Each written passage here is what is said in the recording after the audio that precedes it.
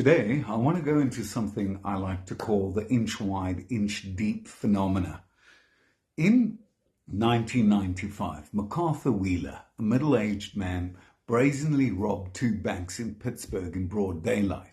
What made this crime particularly noteworthy was Wheeler's complete lack of disguise. He even smiled at the surveillance cameras before calmly walking out. Later that night, when police arrested Wheeler, he was genuinely shocked. "But I wore the juice," he said, referring to the lemon juice he had rubbed on his skin. Wheeler believed that lemon juice, known for its use as invisible ink, would render him invisible to the cameras as long as he stayed away from heat sources. This bizarre incident intrigued psychologist David Dunning at Cornell University. Along with his graduate student Justin Kruger, Dunning sought to understand this illusion of confidence. What they discovered was that some people grossly overestimate their abilities, a cognitive bias that is now known as the Dunning-Kruger effect. So Dunning and Kruger conducted experiments to investigate this phenomena. They asked undergraduate students questions on grammar, logic, jokes, and then asked them to estimate their score and rank compared to others. Interestingly, those who scored the lowest vastly overestimated their performance. The illusion of competence extends obviously beyond academics into everyday business situations. And the Dunning-Kruger effect basically tells us that the less a person knows about a subject, the more they tend to mistake the limits of their own knowledge on the subject as the limits of what is knowable about the subject. And this also falls under a particularly nasty cognitive bias, and it's something we've all experienced. That moment when you think you totally understand how something works, only to realize later that your understanding was pretty surface level. As the Taoists say, you were skimming on the thin shell. So this is called the illusion of explanatory depth, and it can have a massive impact in business. So imagine really trying to explain how a zipper works. You might think, sure, that's easy. You just pull it up and down and it opens and closes. But when you actually try to describe the mechanics, the interlocking teeth, the slider, and how it all fits together, you might find yourself struggling.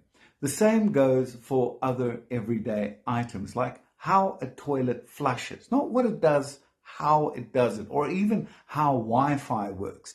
Now, we use these things all the time, but when it comes to explaining them, our confidence can quickly crumble. Now, take that same illusion into a business setting. Say, here's a team of executives planning a major product launch. They've done their research, and on the surface, they seem to understand the market and the technology. But do they really?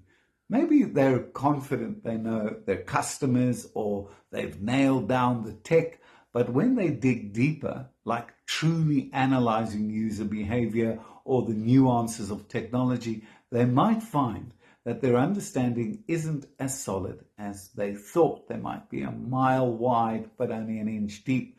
Now, a classic example of this is the downfall of Research in Motion, RIM, the company behind BlackBerry. RIM's executives were convinced that they fully understood the mobile phone market. They believed their secure email service and physical keyboards were unbeatable, but they didn't grasp the deeper shift happening toward touchscreen smartphones and app ecosystems. They thought they knew enough, but that shallow understanding led to a series of bad decisions that eventually pushed them out of the market. Well, think about another business setting where a manager believes they have exceptional skills, but consistently fails to inspire their team. They might ignore feedback and blame external factors for low team morale. Oh, it's the market. Oh, it's the weather. Oh, it's the politics. But just as Wheeler believed in his lemon theory, Historical examples abound of overconfidence of executives. I mean, outside of BlackBerry, Blockbuster, and Nokia, they also dismissed the significance of shifts in technology, leading to their catastrophic demise. I mean, in the early 2000s, Blockbuster was the undisputed leader of video rental. And when they were approached by Netflix for a partnership, or with a partnership proposal, Blockbuster's executives laughed off the idea, confident in their brick and mortar business model. And this overconfidence blinded them to the shifting consumer preferences towards digital streaming, ultimately leading to them pretty much snatching defeat from the jaws of victory, as it were. Same thing with Nokia. I mean, they were the global leader in mobile phones, dominating the market with their iconic devices. But as the smartphone revolution began to take shape, Nokia's leadership underestimated the significance of software innovation, particularly the rise of touchscreens and apps. And despite early warnings and internal discussions, Nokia clung to its Symbian operating system, believing that their hardware dominance would continue to secure their market position.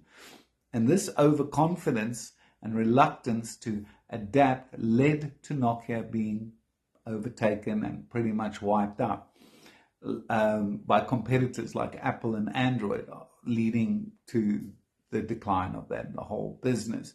So Nokia's failure to recognize and act on the changing landscape serves really as a stark reminder of the dangers of this overconfidence. Now, the other side of the coin, of the Dunning-Kruger effect coin, isn't limited to underperformers. High achievers often underestimate their abilities, a phenomenon known as imposter syndrome. So in a business context, this might be a highly skilled employee who undervalues their contributions, thinking everyone else is equally capable. And this can lead to missed opportunities for advancement and innovation. They don't speak up about their ideas. So an exceptional software developer might hesitate to apply for a leadership position or give that idea, believing their skills are not unique. And this also shows up when someone who has real in-depth knowledge of the field and starts explaining something, but ends up losing everyone in the room because they think everyone understands what they are saying.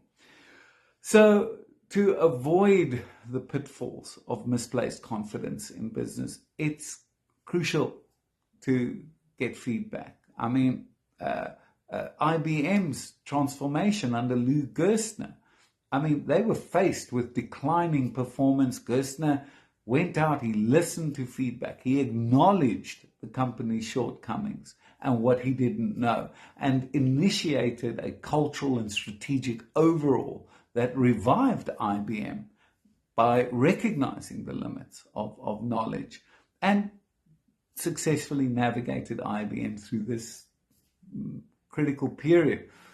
Another example is Toyota's Kaizen philosophy, which emphasizes continuous improving. I mean, somebody can actually stop the production line if they see something wrong. They encourage all employees, from assembly line workers to executives, to constantly seek ways to improve processes and products and to put that forward.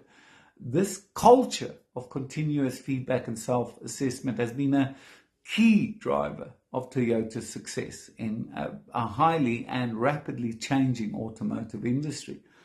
So for us to avoid the Dunning-Kruger effect in business, here's a couple of things we need to keep in mind. Get feedback regularly. Create a culture where feedback is sought, it's craved and valued.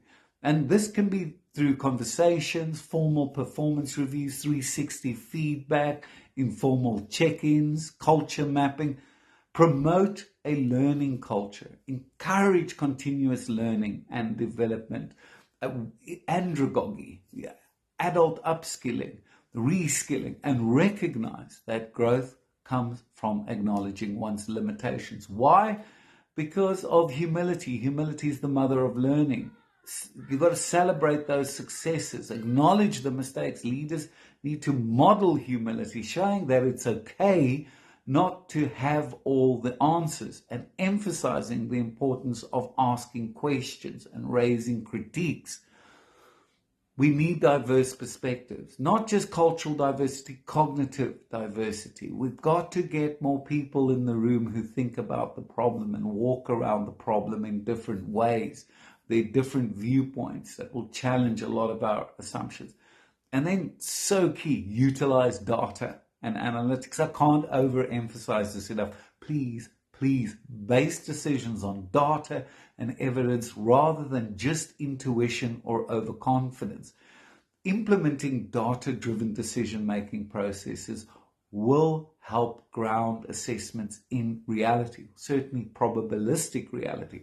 So remember, if you really want to go a mile wide on something, you need to go a mile deep, and vice versa. Thank you for watching. If you found this video insightful, please like, share, and subscribe to Thinkstruments for more content on mental models, cognitive biases, and their impact on our everyday lives and best practices. See you soon.